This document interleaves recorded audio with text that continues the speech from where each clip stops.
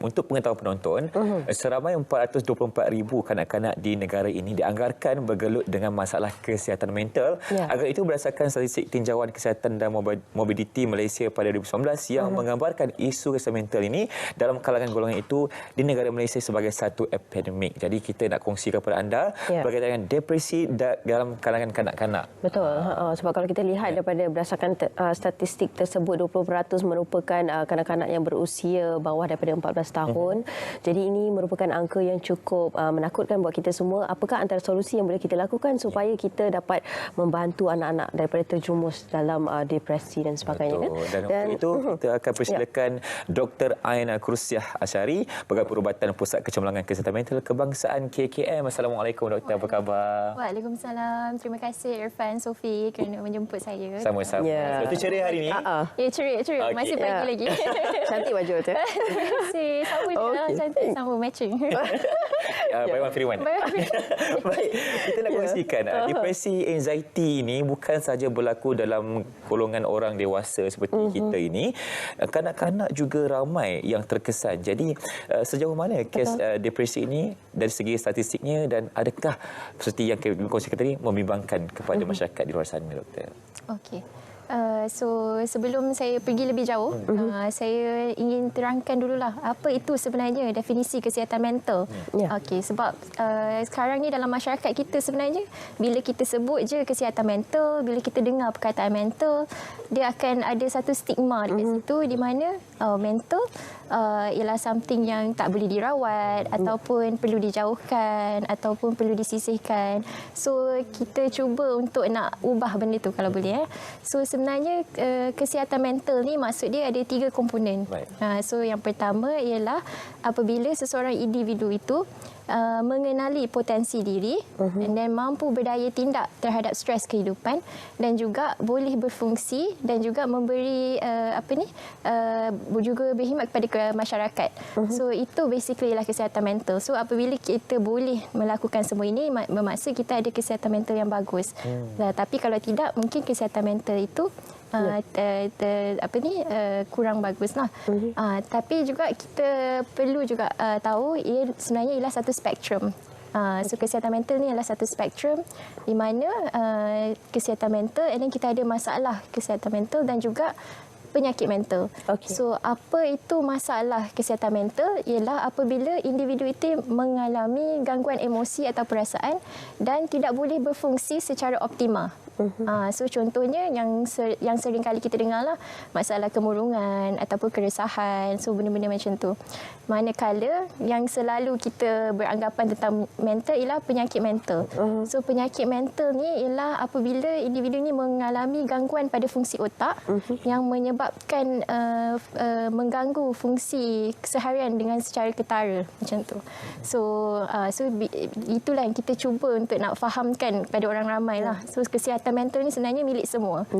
Bukan macam spesifik pada orang yang spesifik sahaja. Perlu untuk kita ubahlah stigma yang membelenggu masyarakat kan. Seringkali cuba noktahkan stigma. Noktahkan bukan terlalu negatif. Sebab kalau ada sahaja mungkin gangguan emosi ataupun ada didiagnos sebagai penyakit pesakit mental ni terus disisihkan, terus dijauhkan oleh masyarakat setempat. Jadi kita hentikan, kita noktahkan stigma tersebut.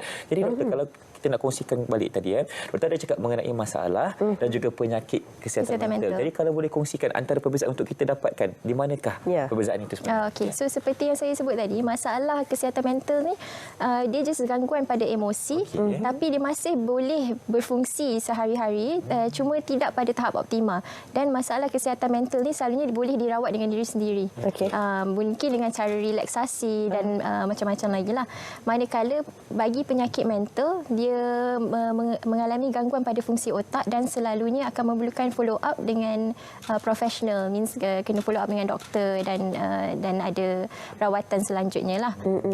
Jadi ada kalau depresi itu jatuh di bawah kategori penyakit, betul? Depresi, kemurungan ialah bawah masalah kesihatan mental. Tetapi kalau dalam penyakit mental kita ada juga kita panggil major depressive disorder. So ada beza dia lah dari segi masa, tempoh masa dan juga ada beberapa beberapa ciri yang lain jugalah. Ya, rawatan juga berbeza. Rawatan dari juga segi berbeza. ubatan semua kan. Betul. Okey, dan bila kita bercakap tentang depresi kanak-kanak ni doktor kan, kita lihat ialah secara mata kasarnya kan, kita lihat kan kanak-kanak ada macam-macam emosi yang ditunjukkan baik lelaki maupun perempuan. Jadi bagaimana sebagai seorang ibu dan ayah untuk kita mengetahui bahawa anak kita sekarang ini sedang mengalami depresi? Apa mungkin tanda-tanda awal yang mereka tunjukkan? Okey. So pertama sekali kita sebenarnya kena faham bahawa anak-anak ni akan menunjukkan tanda yang berbeza daripada orang dewasa. So ibu bapa kena lebih peka dan kena tengok setiap perubahan anak dari semasa ke semasa lah.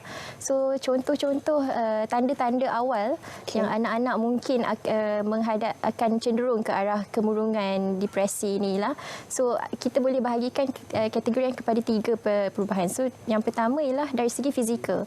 So dari segi fizikal mungkin anak-anak ni akan lebih macam kebelakangan ni tiba-tiba banyak komplain sakit kepala ataupun sakit perut ataupun kurang atau berlebihan makan ataupun kurang tidur ataupun tidur yang berlebihan. Itu merupakan tanda-tanda awal juga ke arah kemurungan. Lagi satu masuk pada emosi. So emosi mungkin sebelum ni anak kita happy, boleh bergaul dengan orang ramai semua, tapi Lily ni nampak mudah marah ataupun tantrum. Lepas tu jadi suka bersendirian ataupun yang paling kita risau sekali bila mereka mula ada perasaan macam idea untuk bunuh diri ataupun cubaan bunuh diri. Itu juga merupakan tanda-tanda lah. Manakala lagi satu ialah sosial. So dari segi sosial ni mungkin kita boleh pantau anak-anak. Mungkin sebelum ni anak-anak kita suka main video game. Setiap hari main game, tengok iPad, main game kan. Tapi kita tengok kebelakangan ni macam dia tak main dah. Dia tak main dah. Macam dia dah kurang hilang minat dengan perkara yang dia minat sebelum ni, yang dia suka buat sebelum ni. So kurang minat and then kurang bersosial, dah tak main dengan kawan-kawan, dah tak main dengan adik-beradik ataupun dah tak hadir ke sekolah, keputusan pun merundum ataupun terlibat dengan aktiviti sosial seperti merokok, benda-benda macam tu. So kalau boleh janganlah kita sebagai ibu bapa ni menganggap bila anak-anak melakukan semua itu sebagai mereka menghadapi masalah disiplin.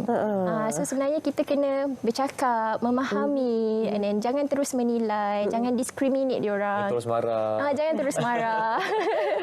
Marah tu pun nanti boleh menyebabkan mungkin dia terganggu, dia rasa macam kita tak faham dia ataupun dia cuba nak sampaikan something tapi parents marah.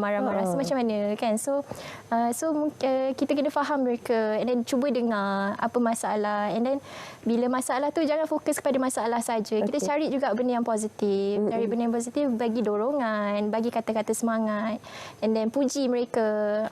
So itu apa yang parents boleh buat lah dan juga apa tanda-tanda awal untuk kita perhatikan dalam anak-anak kita sebelum mereka nak ada depresi tu. Baik. Sebelum kita teruskan kepada mungkin langkah, kita lihat dari segi punca-punca peningkatan kes depresi dalam kanak-kanak ini. Tadi kita lihat tanda awal kan, puncanya apa doktor? Okey.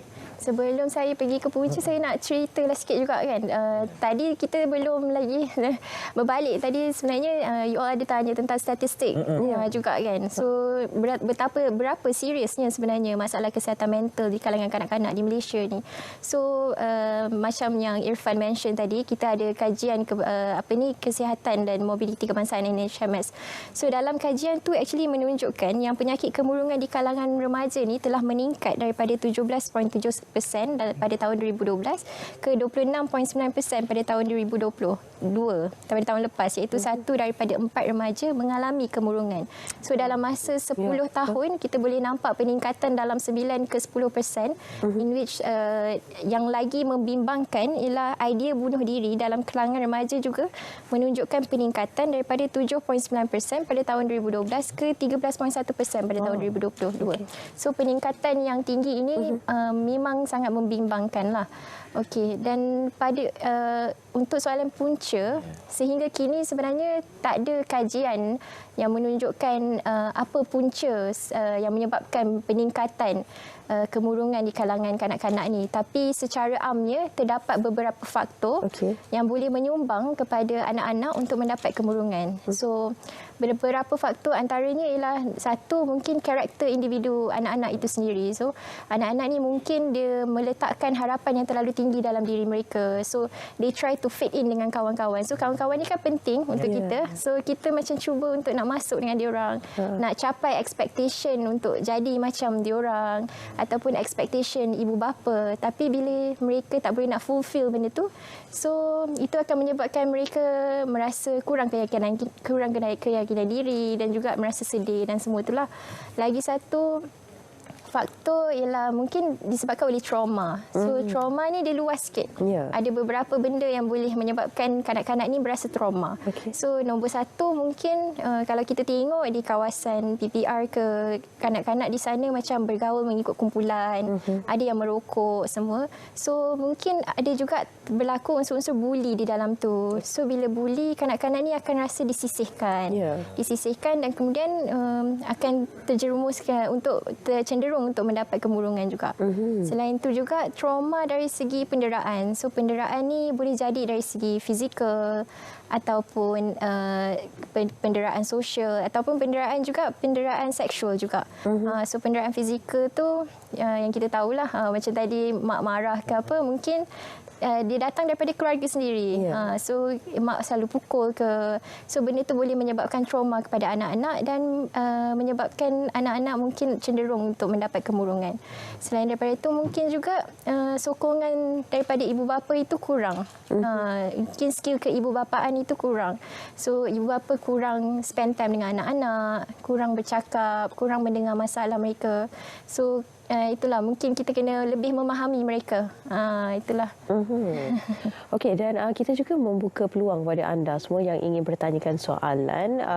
Nombor telefon telah pun tertera di kaca TV anda ketika ini. Sebarang persoalan insya-Allah akan dijawab bukan kami, oleh doktor sendiri. Dan doktor, lanjut daripada perkara tersebut kan, lanjutan daripada perkara tersebut. Kalau tadi itu antara punca-punca yang mungkin berlaku kepada anak-anak kita semua kan. Dan sebenarnya sebagai seorang ibu bapa ialah mungkin yang baru pertama kali menjadi ibu dan ayah kan, masih belum tahu lagi apakah antara perkara do and don'ts yang perlu untuk kita lakukan dan perlu untuk kita elakkan. Jadi sebagai ibu dan ayah, sekiranya melihat simptom-simptom ini berlaku kepada anak-anak, apa yang perlu kita lakukan yang pertama sekali? Sebab mungkin ialah anak-anak tu tantrum buat perangai kan, kita menguji kesabaran kita kan. Pengalaman nampak tu. Jadi mungkin apa yang boleh kita lakukan untuk membantu. Tapi sebelum itu doktor, kita hold dulu soalan kita dah ada pemanggil sekarang dari Perak. Kita persilakan. Boleh tanyakan soalan kepada doktor, silakan. Silakan. Assalamualaikum doktor. Waalaikumsalam. Baik doktor, saya tertarik dengan topik depresi dalam kalangan remaja dan kanak-kanak ya. Okey, sebagai ayah, depresi dalam kalangan remaja itu bukan sahaja berpunca di rumah kalau tak salah tanyalah ya kan. Tetapi kalau di tempat kerja juga, anak kita bekerja di tempat orang, kemudian sepatutnya ketua itu harus membimbing. Bukan memarahi mereka yang perlukan guidance. Jadi bagaimana kita nak mengatasi kalau dirinya terjadi begitu doktor? Okey. Ya, terima kasih atas soalannya doktor. Apa mungkin jawapan yang boleh diberikan? So yang soalan bertanya tentang mungkin dia punya punca berasal daripada tempat kerja. So sebab itulah kita cuba nak memperkasakan komuniti juga untuk memahami tentang apa itu kesihatan mental supaya kita semua boleh memahami dan juga menghenti. Sebenarnya isu utama ialah stigma. Stigma yang masih kuat dalam komuniti kita, yang kita tidak faham tentang kesihatan mental dan juga apa pentingnya penjagaan kesihatan mental itu. So beberapa inisiatif yang mungkin kita boleh buat ialah kita sekarang ni KKM telah mempromosikan lagi kempen hentikan stigma, dan mungkin lepas ni akan melibatkan juga komuniti dalam usaha ini semua sebab benda ni tak takkan berjalan dengan hanya satu pihak. Macam so ibu bapa, even dekat sekolah, guru pun memainkan peranan juga. KKM juga ada melakukan satu usaha dengan KPM sebenarnya untuk melakukan satu program, kita panggil program Minda Sihat di sekolah. So dalam program Minda Sihat ini telah dimulakan sejak tahun 2011. So dalam program ni kita memperkasakan macam untuk kesejahteraan emosi kanak-kanak dan juga kita menerapkan kemahiran berdaya tindak dan juga resilient dalam kanak-kanak. So program ni bertujuan untuk meninggikan lagi resilient kanak-kanak dalam menghadapi masalah-masalah yang mereka hadapi mungkin di sekolah ataupun di tempat kerja nanti.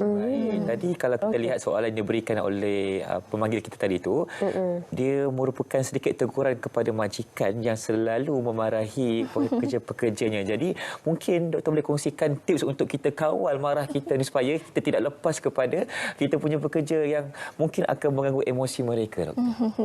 Okey, so bila kita marah ni memang kadang-kadang kita susah nak kontrol kan. Rasa macam nak lepas, rasa macam tak puas hati macam tu. So apa yang kita boleh buat ialah kita ada satu kita panggil 10B, iaitu bertenang, bernafas ataupun itu ada beberapa teknik relaksasi yang boleh dilakukan. So kita sarankan untuk kita semua bersama-sama belajar dan melakukan semua itu daripada terus melepaskan. So mungkin dalam pada kita dah melakukan beberapa teknik tu, kita dah lebih tenang dan kita boleh approach kita punya pekerja dan mungkin lebih masa tu kita akan jadi lebih rasional dan kita boleh elakkan daripada marah-marah, tinggi-tinggi suara kan, boleh tegur dengan lebih baik. Perlu bertenang lah. Perlu bertenang. Bertindak mengikut emosi kan. Okey, kita ada satu lagi pemanggil. Seorang lagi Firdaus dari Kuala Lumpur, tak silap saya. Silakan Firdaus. Silakan.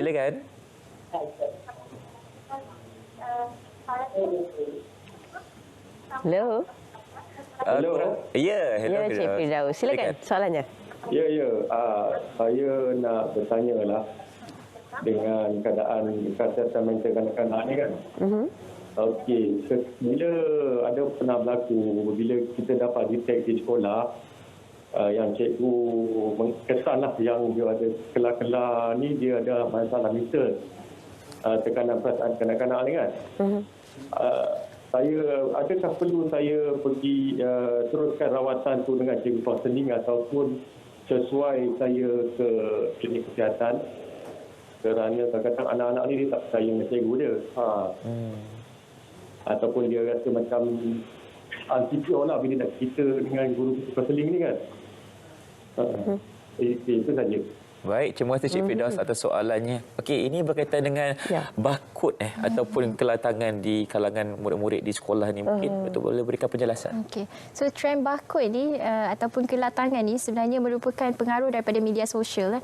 Saya tidak menolak yang kemungkinan besar ramai di kalangan kanak-kanak di sekolah mungkin melakukan trend ini untuk mengatasi tekanan yang mereka hadapi di sekolah. So sebenarnya trend bakut ni dikategorikan sebagai tindakan yang memudaratkan diri sendiri tanpa niat untuk membunuh diri.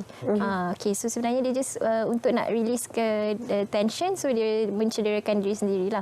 So berdasarkan soalan tadi, dia kata anak dia dah ada follow up dah dengan guru kaunseling tapi mungkin tak sesuai ataupun tak gemar dan tak ni. So kalau benda tu berlaku, perkara itu berlaku dan anak dia masih berpanjangan melakukan kelar tangan ni, dan kita memang syorkan untuk bawa anak-anak mungkin ke klinik untuk mendapatkan rawatan yang lebih lanjut. So dekat Malaysia kita sebenarnya ada 1080 klinik kesihatan yang menawarkan perkhidmatan kesihatan mental. So boleh walk in to any of our klinik kesihatan dan kita akan berikan rawatan yang sepatutnya kepada anak. Wow, itu dia. Pengisiannya cukup mendalam untuk kita memahami sebenarnya bagaimana perlu untuk kita ambil perkara ini secara serius, sebab ia bukanlah perkara yang boleh kita ambil remeh, sebab ia akan melibatkan masa depan generasi anak-anak kita, generasi yang akan datang. Jadi perlu untuk kita memastikan mereka dalam keadaan baik, baru mereka boleh mentadbir negara dalam keadaan yang betul dan baik. Mungkin lagi sedikit perkongsian berkaitan dengan talian khas untuk kita berikan rawatan kepada anak-anak kita ini, doktor. Sedikit. So saya ada beberapa sikitlah nak beritahu. Okey, so sekarang KKM kita ada lancarkan satu aplikasi MyMinda dalam aplikasi My Sejahtera. So jika ibu bapa bapa ingin mendapatkan mengetahui status kesihatan mental anak-anak, boleh minta diorang buat saringan kesihatan mental di dalam aplikasi MyMinda. So lepas buat, kita akan terus dapat keputusan sama ada tidak berisiko ataupun mungkin berisiko. Dan jika berisiko, kita ada lagi satu inisiatif yang KKM telah keluarkan, iaitu talian HEAL. So jika ada kekangan untuk macam atau tak ada akses nak pergi klinik kesihatan, boleh just call talian HEAL di talian 15555 dan anda akan disambungkan terus ke pegawai psikologi kaunseling yang berdaftar dengan KKM. Baik, terima kasih ucapkan kepada Dr. Ain Krusia Asyari, Pegawai Perubatan Pusat Kecemerlangan Kesihatan Mental Kebangsaan KKM untuk perkongsian depresi kanak-kanak. Itu dia